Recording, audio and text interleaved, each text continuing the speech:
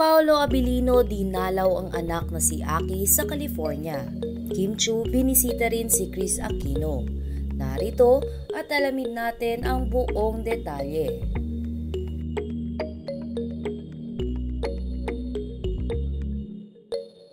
Matapos ang successful show ni Kim Chiu at Paolo Abilino sa California, ay pinuntahan nila ang kani-kanilang mga mahal sa buhay na nakatira sa naturang bansa.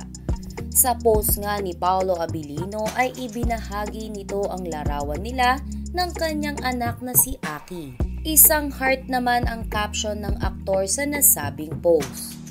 Sa kabilang banda, usap-usapan naman na dinalaw mano ni Kim Chiu si Kris Aquino. Maaalala na nakabase ngayon sa Amerika si Kris Aquino. Kaya naman, hindi talaga imposible na binisita ng aktres ang kanyang ate Kris.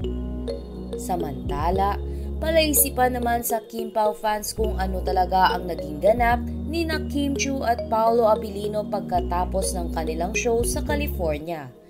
Namataan kasi ng Kim Pao fans na tila nag-solo trip ang dalawa. Gayunpaman, nire-respeto na ito ng Kim Pao fans. Anila ay gusto ni Kim at Paolo na maging pribado ang kanilang ganap sa California. Dagdag pa nila na busog naman na sila sa mga ayuda ng dalawa nitong mga nagdaang araw. Sa kabilang banda, narito at panoorin natin ang ilan pang nakakakilig na eksena ni Kim Chiu at Paolo Abilino sa California.